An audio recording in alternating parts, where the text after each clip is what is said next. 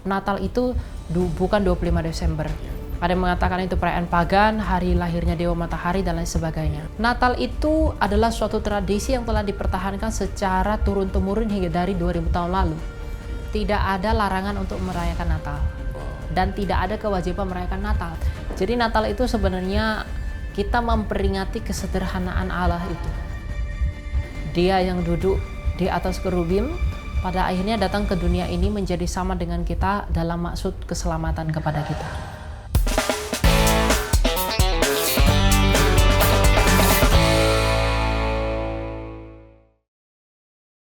Shalom, selamat Natal. We wish you Merry Christmas. Kita udah sampai Natal nih ya. Sudah episode Natal. Kita ini kan orang Kristen, bahwa Natal itu tanggal 25 Desember.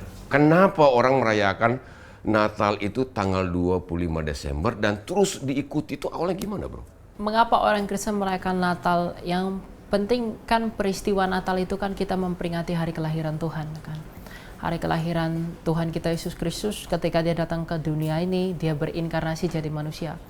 Jadi Natal itu sebenarnya kita memperingati kesederhanaan Allah itu. Dia yang duduk di atas kerubim, pada akhirnya datang ke dunia ini menjadi sama dengan kita dalam maksud keselamatan kepada kita. Nah tentunya tujuan Natal ini ada itu tujuannya untuk salib, karena kita mau ditolong oleh Allah dalam rencana kekalnya. Tetapi ada banyak orang-orang yang mungkin tidak suka dengan iman kekristenan. Mereka mengatakan bahwa Natal itu bukan 25 Desember. Ada yang mengatakan itu perayaan pagan, hari lahirnya Dewa Matahari, dan lain sebagainya. Tapi yang perlu kita ketahui sebelum kita menjawab itu, Natal itu adalah suatu tradisi yang telah dipertahankan secara turun-temurun hingga dari 2000 tahun lalu. Dan itu pertama sekali itu dirayakan oleh muridnya para rasul, para bapak-bapak gereja. Misalnya kalau kita lihat suatu dokumen dari gereja Koptik, namanya dokumen Naskah Didaskalia Apostolorum Koptik, itu kurang lebih tahun 160-an. Mereka mencatatkan bahwa rayakanlah Natal pada tanggal, kalau tidak salah ya, tanggal 29 bulan Mesir Kiyah. Nah kalau dikonversi ke kalender Julian, itu jatuhnya 25 Desember. Oh itu dasarnya, makanya itu dasarnya 25 Desember. Ya? Jadi kan kalender itu macam-macam. Ada kalender Gregorian, yang kita pakai sekarang tuh Gregorian. Kemudian di zamannya di dalam naskah kuno itu, naskah Koptik itu menggunakan kalender Mesir. Jadi 29 bulan Mesir Kiyah. Dan itu kalau dikonversi ke kalender Julian, itu jatuhnya tanggal 25 Desember, kalender Julian. Nah, kalender Julian itu adalah kalender yang dipakai di zaman Tuhan Yesus. Nah, sekarang kita pakai kalender Gregorian karena sudah dirubah oleh pihak gereja Roma. Jadi menselaraskan kalender karena ada mungkin kesalahan perhitungan pada hal tertentu. Nah, jadi apakah perayaan Natal itu memang 25 Desember? Betul, 25 Desember pada kalender Julian. Oh, pada kalender Julian. Tapi Ya, apakah ada berhubungan 25 Desember itu ada perayaan-perayaan Yahudi sehingga dicocokin lagi? 25 Desember itu tidak ada secara khusus untuk perayaan Yahudi ya. Tetapi kalau kita melihat dalam naskah sebelum Injil, misalnya Hari Raya Hanukkah. Dalam tradisi orang Yahudi kan Hari Raya Hanukkah itu Hari Raya Terang. Nah di dalam beberapa literatur para cendekiawan, mereka mereka menghitung dari penanggalan Arbi Ub Condita, kalender Roma, sejak berdirinya Roma, itu jatuhnya 25 Desember yang kalau dalam kalender Yahudi itu sejajar dengan Hari Raya Hanukkah. Jadi Hari Raya Hanukkah itu adalah Hari Raya Terang. Nah makanya Yesus berkata, akulah terang dunia, karena terang dunia telah lahir di sini. Nah jadi memang ada isu yang mengatakan bahwa Yesus lahir 25 Desember itu hari raya pagan, dewa-dewa Roma. Nah, Dewa Matahari itu yang paling sering dibawa. Perayaan Dewa Matahari, Mitras Dewa Matahari itu baru ada pada tahun sekitar 250-an. Jadi itu sudah ini ya. Natal duluan. Iya. Nah, kan naskah Didaskalia Koptik itu tahun 160-an. Okay. Sedangkan Dewa Matahari itu baru diperkenalkan, itu dirayakan itu tahun 250-an. Jadi kita dulu yang sebenarnya. Jadi kita dulu yang merayakan Natal. Okay. Ya, dan kalau kita mau membuktikan dari Alkitab, perayaan Natal itu juga bisa. Ya, coba kita baca dalam Lukas ya. Membaca Lukas ini harus hati-hati ya. Lukas 1, ini Injil Lukas ini adalah Injil yang ditulis oleh Lukas kepada Theophilus yang mulia. Ya, kalau kita baca dalam Lukas 1 ayat yang kelima, pada zaman Herodes, Raja Yudea, ada seorang imam yang bernama Zakaria dari rombongan Abia. Rombongan Abia ini di dalam keimamatan Yahudi itu rombongan ke-8. Ya, istrinya berasal dari keturunan Harun, namanya Elisabeth. Lalu kemudian pada ayat 8, pada suatu kali waktu tiba giliran kelompoknya, Zakaria melakukan tugas sebagai imam di hadapan Tuhan. Sebagaimana lazimnya ketika diundi untuk menentukan imam yang bertugas, dialah yang ditunjuk untuk masuk ke dalam bait Tuhan dan membakar dupa. Pada waktu pembakaran dupa, seluruh umat berkumpul di luar bersembayang. Berarti dia sedang melakukan pembakaran dupa. Berarti Zakaria ini sedang melakukan perayaan apa? Dalam orang Yahudi disebut dengan perayaan Hari Raya Pendamaian. Nah, Hari Raya Pendamaian ini, kalau kita lihat ke konversi kalender di zamannya Kristus, itu terjadi sekitar tanggal 25 sampai 26 September di zaman itu. Itu memang bergantian karena akibat konversi. Tapi di tahunnya itu sekitar tanggal 25 September. Karena beberapa tahun lalu juga pernah jatuh di tanggal 25 September. Jadi di bulan September perayaan Hari Raya Pendamaian ini jatuh. Berarti Zakaria sedang melakukan tugasnya itu pada bulan September. Oke? Nah, lalu tampaklah kepada Zakaria seorang malaikat Tuhan berdiri di sebelah pembakaran mezbah pembakaran dupa. Melihat hal itu ia terkejut. Jangan takut hai Zakaria, sebab doamu telah dikabulkan. Elisabeth istrimu akan melahirkan seorang anak laki-laki bagimu dan engkau harus menamai dia Yohanes. Malaikat memberitahu Zakaria bahwa istrinya Elisabeth mengandung Yohanes itu pada bulan September ketika dia melakukan pembakaran dupa, yaitu Hari Raya Pendamaian. Loncat ke ayat 26, ayat 26. Dalam bulan yang ke-6, malaikat Gabriel disuruh Allah pergi ke kota bernama Nazaret di Galilea kepada seorang perawan yang bertunangan dengan seorang bernama Yusuf dari keluarga Daud. Nama perawan itu Maria. Ketika datang kepada Maria, malaikat itu berkata, "Salam hai engkau yang dikarunia Tuhan menyertai engkau." Maria terkejut mendengar perkataan itu lalu berkata dalam hatinya, "Apa maksud salam itu?" Kata malaikat kepadanya, "Jangan takut hai Maria, sebab engkau beroleh anugerah di hadapan Allah. Sesungguhnya engkau akan mengandung dan melahirkan seorang anak laki-laki dan engkau harus menamai dia Yesus." Berarti berita malaikat Gabriel memberitahu Maria mengandung Yesus itu adalah 6 bulan setelah kabar Yohanes kepada Elisabeth. Berarti 6 bulan setelah bulan September itu bulan apa? September? Oktober, November. Bulan Maret. Oke, 9 bulan setelah bulan Maret bulan apa? Mengandung perempuan kan 9 bulan. Desember. Berarti bulan Desember kan? Iya. Nah, berarti dari Alkitab sendiri memang Kristus lahir di bulan Desember. Secara ya kita udah fakta baca. lah, fakta tadi ya. Masalah tanggalnya, akurasi tanggalnya, dan lain sebagainya, ya kita lihat di dalam naskah gereja itu, di Daskalia. Kalau memang itu dikatakan dalam naskah bulan Mesir, lalu dikonversi ke kita 25 Desember. Jadi memang kita merayakan Natal 25 Desember. Menurut Alkitab, Yesus memang lahir di bulan Desember. Menurut data gereja, yang jauh ada sebelum kelahiran Dewa Matahari, atau sebelum diperkenalkan Dewa Matahari, itu juga jatuh di bulan Desember. Dalam kalender Julian itu bulan Desember, kalender Julian. Nah sekarang karena kita sudah pakai kalender Gregorian, kalender Roma, bukan Romawi yang Arbe Up Condita itu ya, tapi kalender Roma karena Paus di Roma mengubah sistem kalender, maka yang tadinya 25 Desember Julian, itu kita rayakan 25 Desember Gregorian. Nah kalau kita pakai di 25 Desember Gregorian, itu mundur 14 hari, maka kurang lebih jatuh di tanggal 6 Januari di kalender Julian itu. Makanya gereja-gereja ortodoks karena mempertahankan kalender Julian, mereka Natalnya di Januari. Nah karena kita mengikuti kalender gereja barat, maka kita tetap merayakannya Desember. Tetapi fakta yang harus diketahui dari perbedaan kalender ini, bagaimanapun Kristus lahir itu pada bulan Desember. Itu tidak bisa dibantah. Karena kita bukti dari Alkitab, kita lihat juga dari naskah gereja, dan banyak tradisi-tradisi yang sudah melakukan itu. Jadi pemirsa, kalau ada yang mengatakan bahwa 25 Desember itu perayaan Natal sesat, sudah terbantahkan. Ada bukti ya, bahwa kita memang orang Kristen, orang percaya tanggal 25 Desember itu memang benar. Kalau kita hitung di dalam hari rayanya orang Yahudi, dia memang lahirnya itu persis di hari raya terang. Makanya tahu nggak pohon Natal itu asalnya dari mana? Pohon Natal itu kan pohon terang, dibuat lampu-lampu. Nah dulu orang Yahudi ketika merayakan hari raya Hanukkah, Hanukkah itu tidak masuk dalam urutan dalam Torah. Jadi Hanukkah itu adalah perayaan yang tidak wajib dalam Taurat, tetapi dilakukan orang Yahudi sebagai simbol bahwa mereka telah dibebaskan dari kerusakan bait suci mereka. Jadi pemulihan seperti itu. Dan mereka melakukan hari raya terang. Nah, pada hari raya terang inilah Kristus itu lahir. Nah, masalah itu kan mungkin bertepatan saja, tetapi yang paling penting harus kita tahu adalah mengapa Yesus lahir di bulan Desember. Ya karena itu sudah genap waktunya. Pada masa rencana Tuhan, begitu. Jadi tidak ada karena kalau kita mencocokkan dengan yang lain kan banyak asumsi. Tapi jawaban yang paling sederhana untuk itu ya memang sudah waktunya Allah. Mau dia lahir Desember, mau dia lahir Januari, mau dia lahir Februari, itu tidak terlalu penting. Yang paling penting adalah fakta bahwa dia itu pernah ada di dunia ini.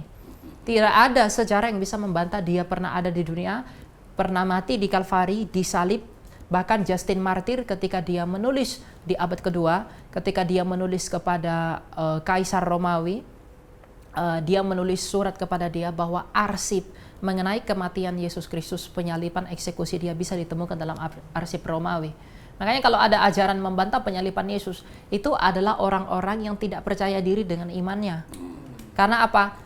Sejarah yang lengkap mengenai kematian dan kebangkitan Yesus Kristus itu ditolak hanya karena pandangan teologis. Hanya karena aku memilih untuk tidak percaya Yesus, maka semua fakta sejarah tentang dia itu aku abaikan. Kan tidak fair. Beriman berarti dengan demikian kita beriman buta, bukan beriman yang benar. Gitu. Jadi dia memang lahir pada waktu itu karena memang Ibrani 1 mengatakan setelah genap waktunya dia mengirimkan anaknya yang tunggal. Yaitu waktunya Tuhan. Masalah rahasia ilahi misteri yang terjadi di bulan-bulan itu nggak ada yang tahu.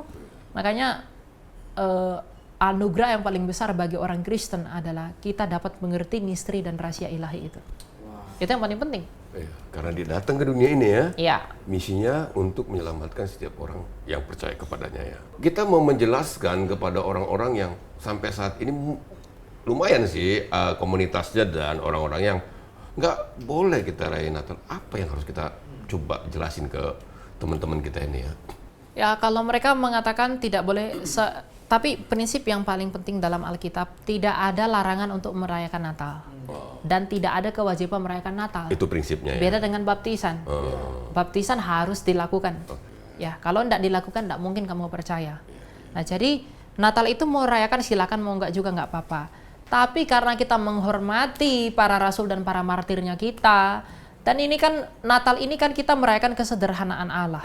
Jadi Natal itu kalau dirayakan dengan pergi ke pesta, dugem, minum-minum, itu salah. Udah nggak benar. Itu bukan makna Natal. Tahu nggak tahun baru itu merayakan apa? Tahun baru itu merayakan hari sunatnya Yesus Kristus. Tahun baru setelah Natal itu ya? Iya, Yesus disunat umur berapa? Umur 8 hari kan? 8 hari. Dalam Kejadian tentang Abraham 16 kalau tidak salah, 16-17. Abraham harus disunatkan pada umur 8 hari. Nah Kristus itu bangkit pada hari keberapa? Ketiga. Hari ketiga dari kematiannya. Tapi kalau kita hitung dari hari pertama, itu sejatinya dia hari pertama, kedua, Sabtu, ke-7, kembali ke-8 berarti hari ke-8 kan? Berarti Yesus bangkit hari ke-8. Dan dia juga disunat pada hari ke-8. Karena 8 itu dalam gematria Ibrani adalah simbol kekekalan. Jadi Yesus itu disunatkan pada hari ke-8 karena perjanjian itu untuk kekekalan. Nah makanya tahun baru kita 8 hari setelah 25 Desember berapa? Tanggal berapa? Ya 1 Januari. Jadi ketika kita tahun baru kita sedang merayakan ya sunatnya Yesus Kristus. Yesus disunat. Wah, makanya bukan mabuk-mabukan. Kalau ada orang yang di luar Kristen mengatakan saya tidak percaya Yesus itu diolok-olok, kamu jangan banyak cerita. Kamu sedang lahir di kalendernya Yesus Kristus. Iya, betul. Makanya kalender sekarang 2025 masih sebenarnya kita itu mundur 4 tahun.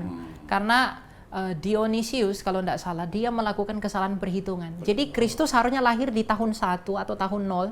Tahun 0 itu tidak ada, tapi tahun 1. Jadi mundur ke belakang 4 sebelum Masehi. Gitu.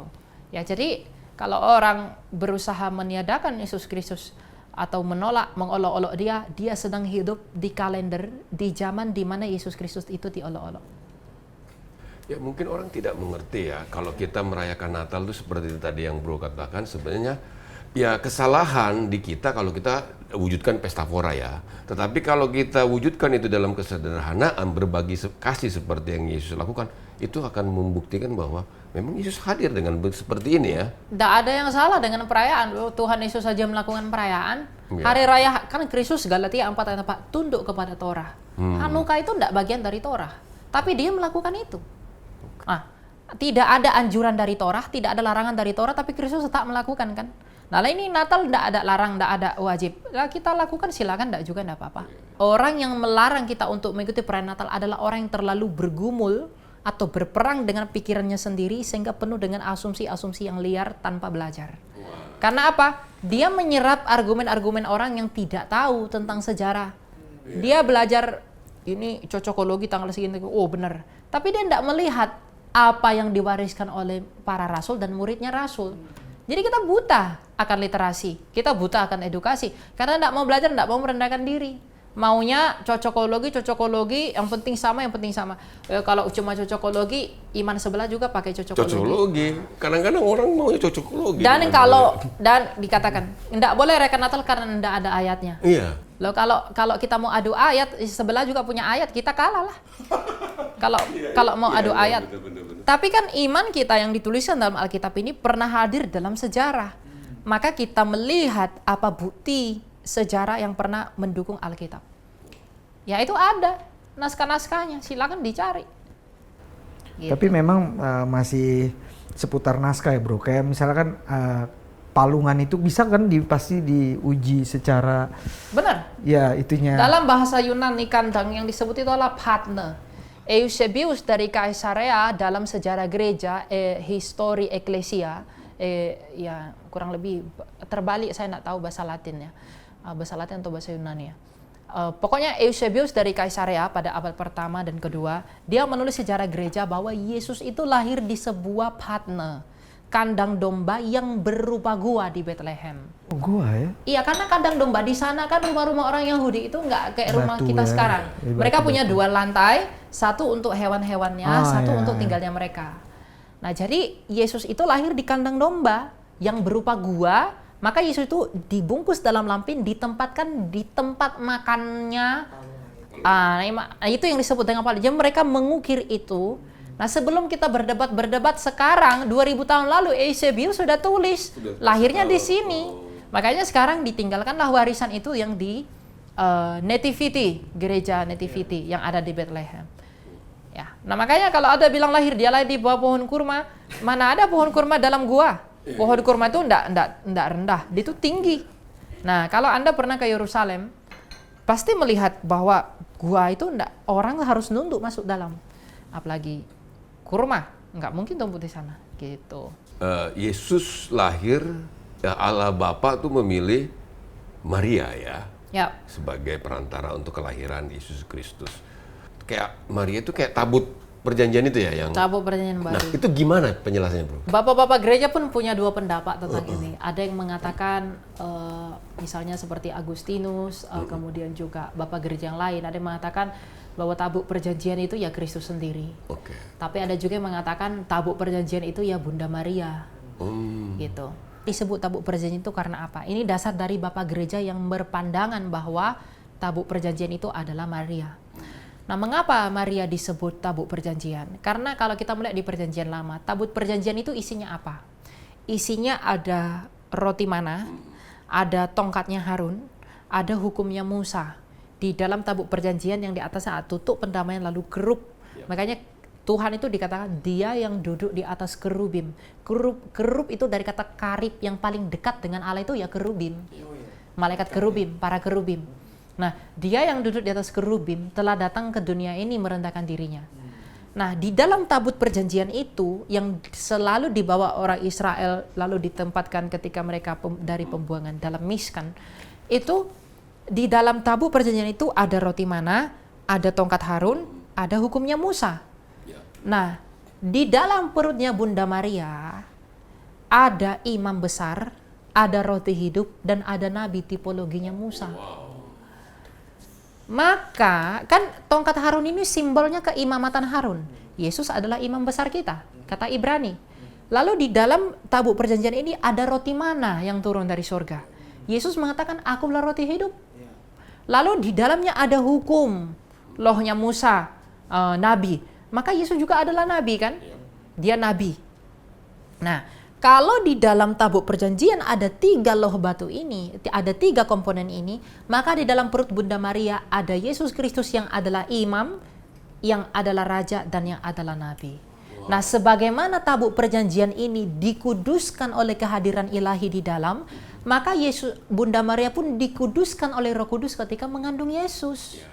Itulah alasan mengapa Bunda Maria itu disebut sebagai tabut perjanjian. Dialah tabut perjanjian baru. Cuma meskipun demikian saya tidak sepakat dengan pandangan Gereja Katolik yang mengatakan bahwa Bunda Maria itu lahir tanpa noda, tanpa dosa. Kalau itu saya tidak sepakat. Ya kembali lagi ini masalah tafsir.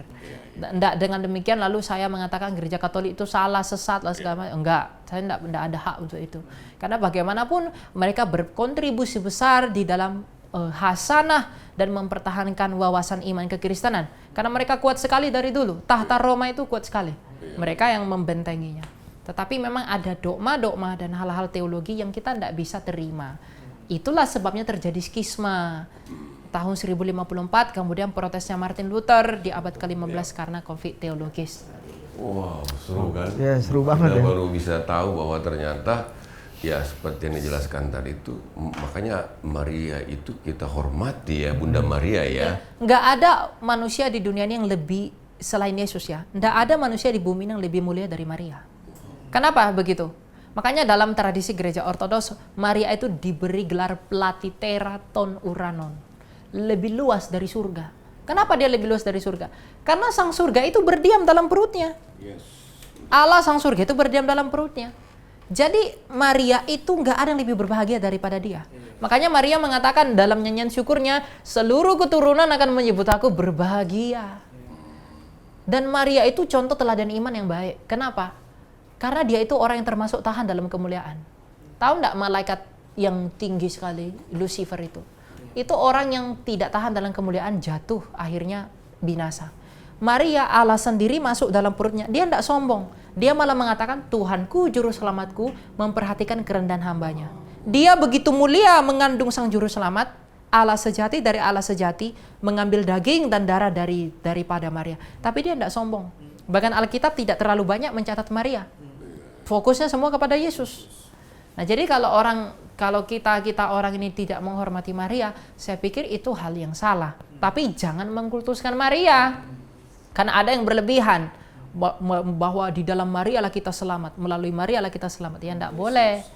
Kita selamat melalui Yesus Kristus yang dagingnya diperoleh daripada Bunda Maria. Itu benar. Tapi kan keselamatan itu semuanya daripada Allah. Kalau Bunda Maria bisa menyelamatkan kita di dalam kesendiriannya tanpa Kristus, ya berarti tidak perlu Kristus datang ke dunia.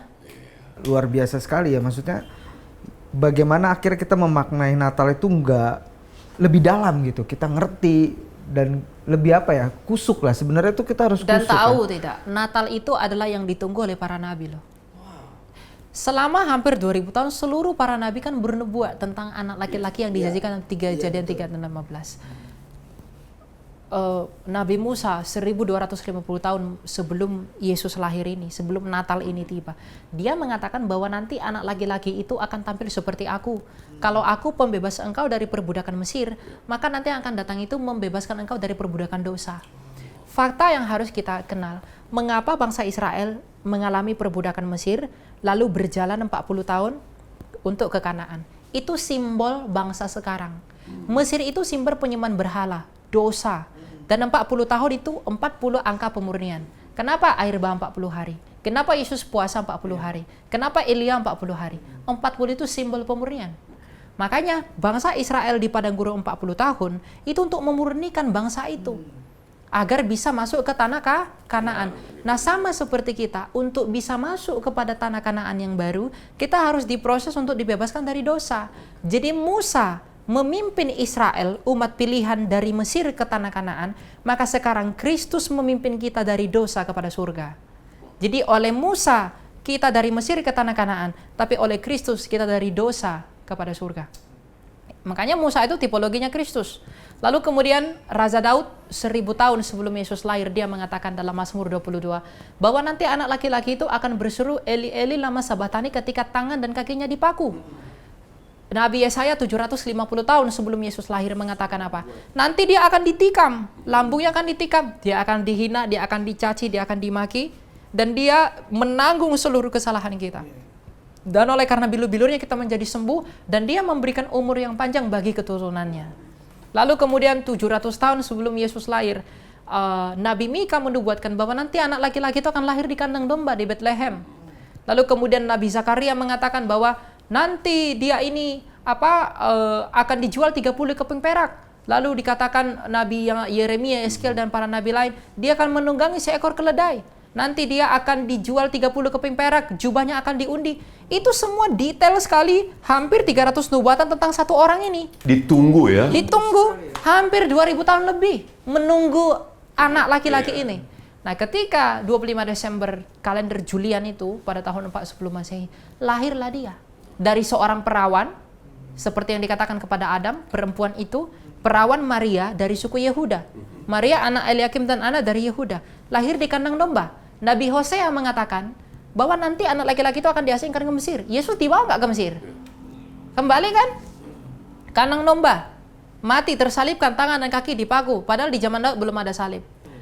Nah, Natal inilah yang ditunggu-tunggu. Jadi kalau orang tidak mau merayakan Natal, itu menyanyiakan sukacitanya para nabi. Nabi aja menunggu. Karena para nabi menunggu. Kita merayakan sukacita ya. Makanya para nabi melihat ke depan oleh iman nubuatan, kita melihat ke belakang oleh peristiwa. Nah, melalui Kristus ini kita diangkat ke atas. Jadi saya bisa dapat gambaran kalau nabi-nabi aja itu menunggu nubuatan-nubuatan itu ya. Nah, kita ini sebagai orang percaya ketika kita menunggu bulan Desember, kita mengingat bahwa Yesus itu lahir ke dunia sebagai juru selamat. Dan kita perlu merayakan itu ya, supaya orang tahu bahwa Yesus ini hadir di dunia untuk menyelamatkan orang percaya. Nah, orang Yahudi, mengapa mereka tidak mau percaya kepada Yesus? Karena dikatakan, dijanjikan bahwa Mesias itu adalah anak dan tunasnya Daud. Maka sebagaimana Daud itu berperang, membawa pedang, membawa Israel kepada kejayaan dunia ini, maka yang diinginkan oleh orang Yahudi juga adalah Mesias seperti Daud, yang berperang melawan dunia. Padahal Yesus datang sebagai Mesias, pembebas dari perbudakan dosa. Yang diinginkan Israel, pembebas dari perbudakan dunia ini. Makanya sampai sekarang mereka masih menunggu Mesias. Tidak datang-datang. Dulu pernah dianggap Simon Bar Kokhbah di zamannya Makabe, mati juga, tidak bisa buat apa-apa. Israel masih kalah. Mungkin orang Yahudi ini mau Mesias itu seperti yang tadi Raja Daud.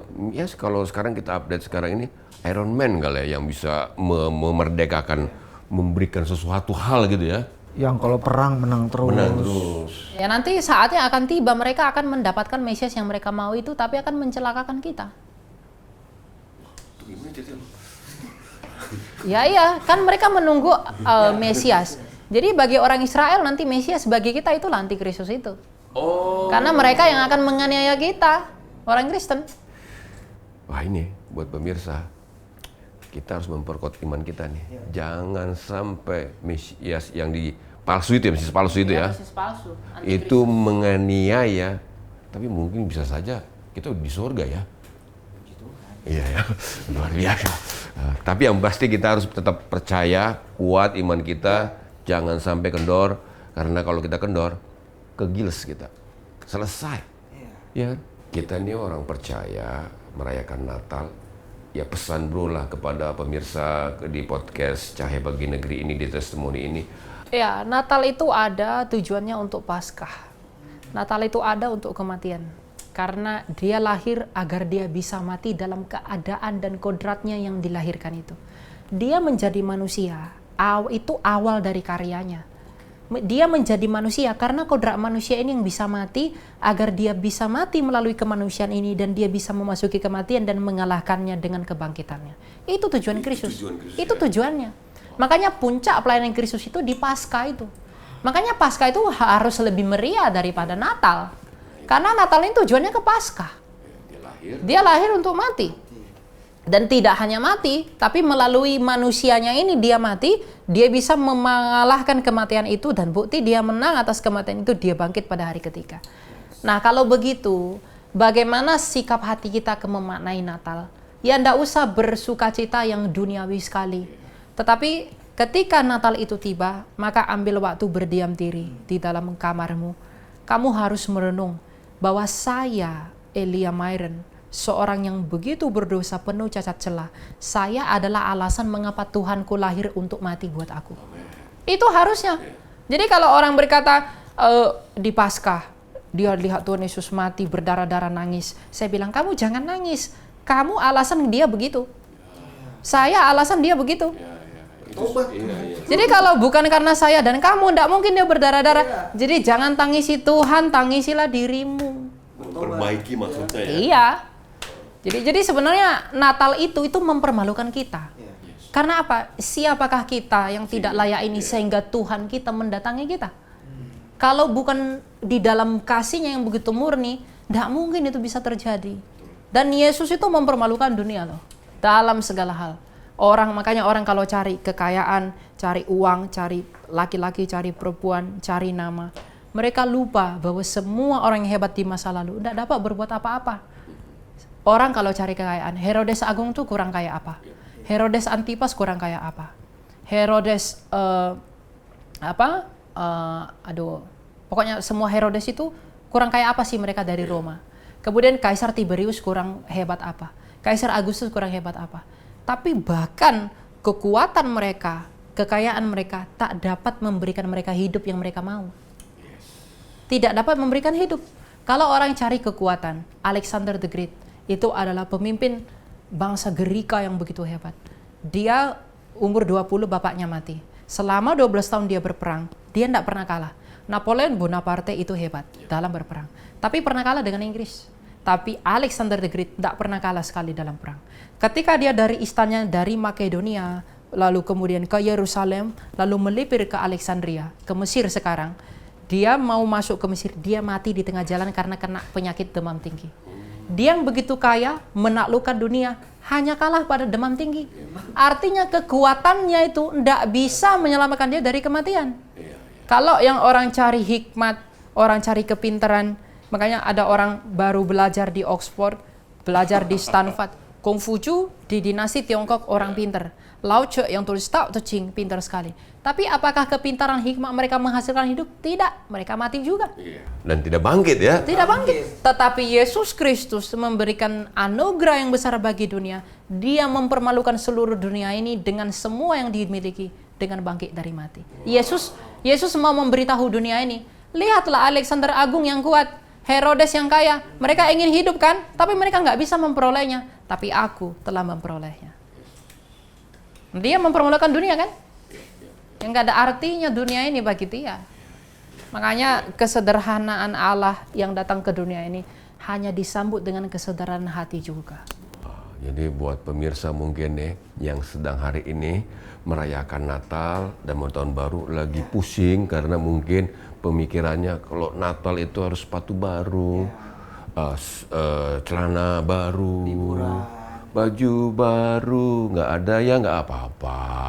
Yang penting hati kita mau menyambut kehadiran Yesus ini sebagai momen yang memerdekakan kita bahwa kita adalah orang-orang siapa kita, orang berdosa ini.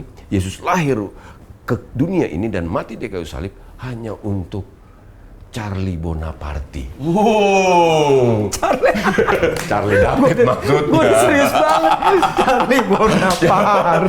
Ya itu saya langsung dapat banget tuh, merenung. Yesus datang ke dunia ini dan mati untuk saya. Itu saya dapat banget tadi itu. Di kita ini sekarang kita coba mau tanya jawab, bro. Ya ini ada teman saya ini. Teman saya ini sebenarnya sih orang Indonesia tapi gayanya sok Korea gitu. Ya coba kita berikan kesempatan untuk bro. Ini kita udah kehadiran siapa ini? Silakan, bro, tanya bro. Tapi singkat padat ya supaya bisa. Ya Pak, Pak Elia, saya Eko. Saya mau bertanya tentang penanggalan nih. Sebenarnya dari dulu saya belum dapat jawaban nih. Kenapa penanggalan itu patokannya Masehi, Pak? Terus sejak kapan dan siapa tuh yang membuat itu? Kok patokannya di Masehi gitu? Ya, Roma itu kan kuat sekali. Dan ketika kekaisaran Roma itu bertobat, pada akhirnya menjadikan kekristenan, kaisar itu bertobat, kekristenan itu dijadikan sebagai dasar iman dari kekaisaran. Kemudian kalender daripada gereja itu diubah, ditarik semua dari kalender berdasarkan Kristus.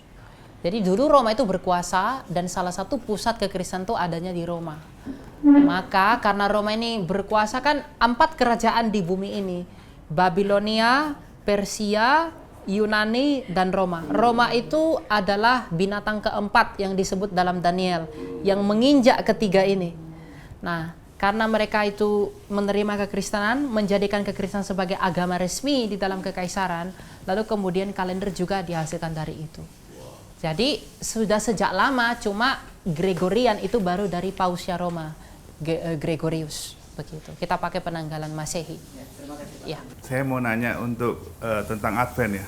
Banyak mereka itu bertentangan dengan yang sekarang biasanya di hari Minggu, mereka di hari Sabat ya. Mereka belum percaya artinya akan kedatangan Mesias ini. Makasih. Advent. Pertanyaan saya tentang Advent gimana dengan konsep Kaelia gitu. Advent.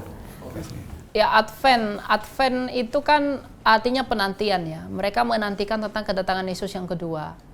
Dan mereka itu sudah berapa kali memprediksi kedatangan Yesus kedua, termasuk Ellen G. White, pendiri Advent dari Amerika itu, meleset semua.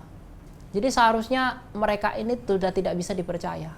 Karena apa? Karena ajaran mereka ini terlalu banyak mengada-ngada.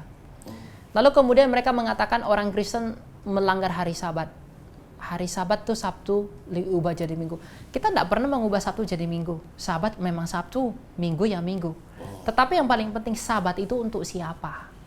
Sabat itu ya untuk orang Yahudi. Sabat itu bukan untuk kita. Makanya dalam Mazmur 147 dikatakan Tuhan mengatakan hukum-hukumnya bagi Israel. Bukan hukum-hukum Taurat itu bagi Israel, bukan bagi kita. Nah, kalau memang Sabat itu masih berlaku, lalu mengapa ketika murid Yesus mengutip gandum, murid Yesus tidak marah? Harusnya Yesus marah dong. Saya pernah ke Yerusalem, lalu kemudian ada lift di sana. Itu ada lift satu khusus Sabat. Jadi lift itu tidak boleh ditekan, karena kalau tekan batal Sabatnya, kan bekerja. Kan nggak boleh bekerja. Kalau nggak boleh bekerja, berarti nekan lift itu kita seperti ada beban, maka nggak boleh. Jadi liftnya itu berhenti masing-masing lantai. Bawa anting-anting pun tidak boleh. Kenapa? Itu memikul beban. Nah, Sabatnya batal. Itulah yang disebut kuk yang berat di dalam tafsirnya para rabi-rabi Yahudi. Maka Yesus bilang apa? Tafsirku nggak seperti mereka, punyaku ringan, kata Tuhan Yesus. Itulah kuk yang itu ya. Itu kuk yang dimasuk. Jadi kuk itu bukan yang dipikul-pikul benda-benda, enggak. Itu tentang penafsiran para rabi yang ribet sekali. Makan, cuci tangan, inilah apa segala macam. Nah, Tuhan Yesus bilang apa? Bukan apa yang masuk yang menajiskanmu, tapi apa yang keluar daripada dirimu. Kuk itu karena orang berpikir kuk itu seperti kuda yang ditaruh di sini, padahal itu konsepnya. Advent itu masih memberlakukan itu. Berarti apa artinya Kristus bagi mereka? Nah, makanya ya saya enggak suka dengan teologinya Advent, karena bagi saya terlalu mengada-ngada, dan Kristus itu seperti tidak berguna bagi mereka. Kalau mereka mengatakan perjanjian lama Taurat harus tetap dilakukan, lakukan semua dong, 613. Kenapa kau enggak bakar korban di mezbah? Kenapa kamu enggak disunat umur 8 hari? Nah, ya, kenapa kamu enggak melakukan seluruh tuntunan Taurat? Jangan makan udang, jangan makan lele, jangan makan babi, jangan makan yang lain-lain dong, ya kan? Nah, orang Yahudi tuh laki-laki nggak boleh lihat perempuan, najis, nggak boleh sentuh-sentuh, nggak boleh. Nah, kenapa mereka nggak jadi Yahudi aja kalau begitu? Nah, apa gunanya Kristus bagimu kalau kamu masih menjalankan Taurat, hukum-hukum Taurat dan ketentuan Taurat itu? Padahal di dalam Galatia 3 dikatakan hukum Taurat adalah penuntun. Nih ya, kita baca ya. Nanti orang bilang saya ngada-ngada. Galatia 3 ya, ayat yang ke-22. Namun kitab suci telah mengurung segala sesuatu di bawah kekuasaan dosa, supaya berdasarkan iman dalam Yesus Kristus, janji itu diberikan kepada yang percaya. Sebelum iman itu datang, kita berada di bawah pengawalan hukum Taurat. dan dikurung sampai iman itu dinyatakan. Jadi, hukum Taurat adalah penuntun bagi kita sampai Kristus datang, supaya kita dibenarkan berdasarkan iman. Sekarang iman itu telah datang, karena itu kita tidak berada lagi di bawah pengawasan penuntun. Nah, Yesus sudah datang. Jadi Taurat ini, mengapa Taurat disebut penuntun? Karena begini, Taurat itu memberitahu kita berdosa. Taurat bilang begini. Dari Taurat kita tahu kita ini orang berdosa. Ketika kita tahu kita orang berdosa, maka kita dituntun kepada Yesus untuk pengampunan dosa. Nah, Taurat ini sudah diberikan sebagai penuntun, dan Yesus sudah datang sebagai solusinya. Yesus ini udah datang, maka untuk apa lagi kita pakai penuntun? Nah, orang Advent masih dalam penuntun. Berarti mereka belum selesai. Kalau istilah sekarang minta petunjuk gitu ya, tuntunan ya. Mereka masih menggunakan Taurat itu. Padahal Paulus yang adalah orang Yahudi sendiri yang nulis Galatia ini loh, orang dari suku Benyamin yang bagian dari Farisi, pintar sekali. Nggak pakai lagi itu, nggak membebankan Taurat kepada orang bukan Yahudi. Kan begitu? Nah, kenapa sekarang Advent jadi sok-sok Yahudi-Yahudian? Tujuannya apa? Ini sok suci lebih baik atau apa? Itu urusan mereka. Saya tidak menghakimi. Tapi yang paling penting, kalau di dalam Kristus kita dimerdekakan, untuk apa lagi kamu mengurung dirimu dalam Taurat? Lalu apa gunanya Kristus bagimu? Nah, ya kan? Kamu memilih untuk mengurung dirimu lagi kan? Nah, itu kamu yang berhadapan dengan Allah, bagaimana kamu diadili kelak? Jangan. Ya, kenalin nama saya Farel. Mau tanya nih, balik awal tadi yang katanya Yesus lahir tanggal 25. Nah, itu aku sih kalau sepemahaman aku kan kalau pas hari Yesus lahir kan berarti kan udah tahun baru itu. Jadi kayak di tahun pertama gitu, tahun Masehi. Tapi kenapa di tanggal 25 ya? Kenapa enggak kayak di bulan Januari gitu? Jadi kayak pertanda tahun baru gitu. Wah, lu orang bagus tanyanya. Ya. Tadi itu sebenarnya udah di highlight ya. Emang itu sudah waktunya dari tanggal itu. Karena kalau kita hitung 9 bulan, makanya di dalam gereja Katolik, setiap tanggal 25 Maret, mereka merayakan hari kabar bahagia datang kepada Maria. Nah, 9 bulan setelah 25 Maret itu ya 25 Desember. Begitu. Jadi kenapa 25 Desember? Karena memang waktunya sudah di situ. 9 bulan seorang perempuan itu mengandung ya lahir di situ. Masalah apa yang sedang terjadi di tanggal itu nggak tahu. Kenapa nggak 24 aja? Kenapa nggak 23? Itu nggak urusan kita. Ya, yang penting dia lahir, itu aja. Ya. Terus dirubah oleh orang Kristen. Karena kembali kepada Natal tadi. Natal itu kesederhanaan Allah. Kalau dia datang ke dunia ini nggak bawa apa-apa, siapa kamu yang masih di dunia ini merasa sok? Aduh. Jangan terlalu merasa hina banget lah ya. Nikmati hidup, sukacita. Ya percayalah Tuhan pasti. Ya kalau kita masih seperti ini, kita yakin aja suatu saat juga Tuhan bisa berkat. Tapi bukan mengejar berkatnya bro ya. Ini kita mau nanya nih bro sama bro.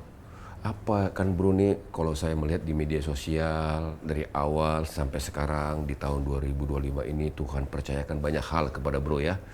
Apa sebenarnya yang bro paling takuti dalam hidup bro dengan keadaan bro sekarang dibanding 5 tahun yang lampau? Apa yang bro takuti? Yang paling ku takuti saat ini adalah kehilangan perkenanan Tuhan. Itu dong. Karena kalau orang di posisi mungkin udah populer, udah dikenal orang, bisa jadi sombong. Bisa merasa lebih pintar, bisa merasa lebih hebat, bisa merasa lebih mulia. Nah, saya minta tolong kepada Tuhan agar Tuhan itu menolong saya agar tetap di dalam perasaan bahwa saya ini bukan siapa-siapa dalam melayani Tuhan. Jadi ketakutan saya hanya kehilangan perkenanan Tuhan. Takut mati dikatakan, enggak takut mati. Untuk apa kita takut mati? Tuhan kita telah kalahkan kematian. Takut miskin, oh saya terlahir miskin kok. Jadi kalau miskin ya udah balik lagi ke settingan awal. Aku suka nih, kalau miskin balik ke settingan awal ya. Iya. Gampang kan? Nah perlu takut tuh itu. Simpel aja menderita, ya? Tuhan udah pernah izinkan saya menderita. Saya dicari-cari, dikejar sana sini, kuliah saya berantakan, ya enggak apa-apa. Makanya saya selalu bersyukur pada Tuhan. Tuhan tuh bermurah hati sekali. Mengizinkan hal yang buruk untuk melatih kita, untuk melihat dan membuat kita tahu diri. Memang ya inilah kita. Kita tidak bisa berbuat apa-apa. Bukan karena Tuhan mau mencelakai kita, tapi karena memang kita layak memperoleh itu. Tapi di sisi lain, dalam sudut pandang Tuhan, Dia karena mencintai kita. Ketahui enggak arti iman itu apa? Iman itu dasar pengharapan. Iman itu tumbuh, iman itu murni. Ketika seolah-olah tidak ada pengharapan.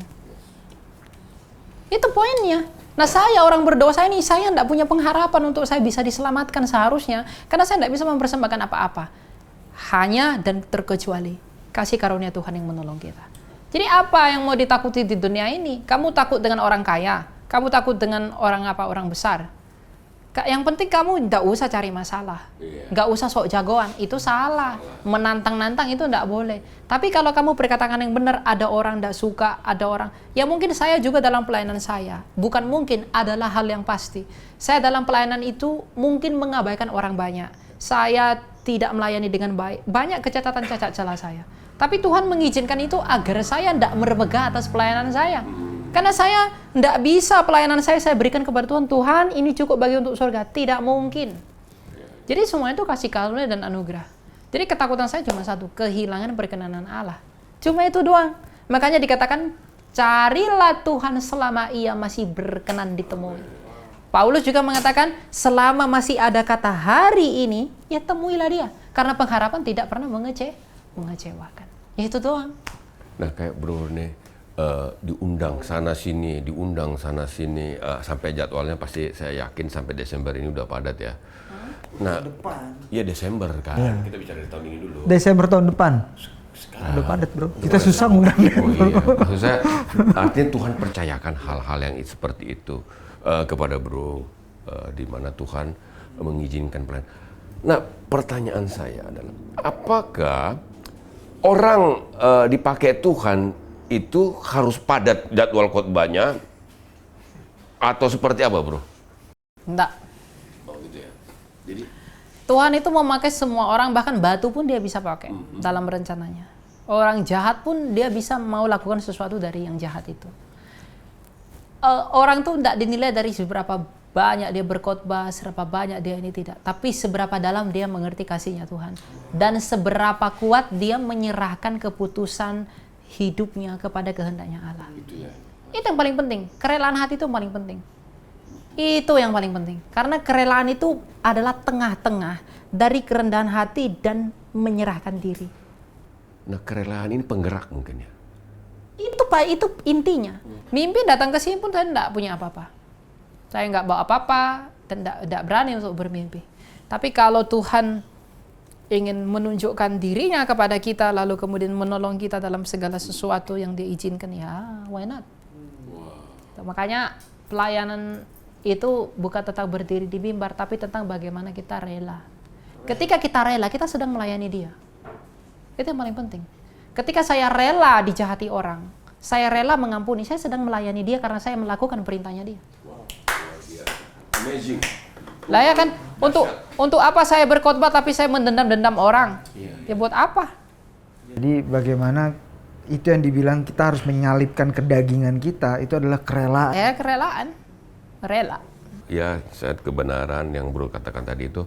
Terima kasih bro, luar biasa pencerahan, penjelasan yang menurut saya diberkati banget. Saya yakin pemirsa juga akan diberkati dengan penjelasan-penjelasan yang daripada hambanya ini. Bro, mungkin ada kata-kata terakhir yang bisa bro sampaikan kepada pemirsa kita tentang apa yang Tuhan taruh, yang apa inginkan lah. Karena kadang-kadang kan ada kata-kata hikmat yang keluar yang Tuhan izinkan itu. Bagaimanapun manusia di seluruh dunia ini, apapun agamanya, apapun kepercayaannya, dari manapun dia berasal, dari negara manapun dia lahir, tujuan manusia itu hanya satu, yaitu mencari hidup. Orang kerja cari uang banyak itu demi perut, demi hidup. Orang bangun rumah besar itu demi mencari hidup. Orang lakukan banyak hal itu demi mempertahankan hidupnya. Dan yang paling ditakuti oleh seluruh manusia di bumi ini adalah kematian. Orang takut sekali mati. Alexander the Great takut mati. Orang kaya takut mati. Ketika dia punya banyak uang takut mati, dia pergi berobat tempat terbaik agar tidak mati. Ya, ketika Xi Jinping bertemu dengan Vladimir Putin di parade militer Tiongkok, mereka berusaha ingin menemukan suatu teknologi, bioteknologi, bagaimana menemukan agar manusia itu selnya diregenerasi dan tidak mati-mati. Mereka berkuasa, tapi mereka ingin tidak mati. Artinya, yang dicari seluruh manusia itu adalah hidup. Dan yang paling dihindari manusia itu adalah kematian.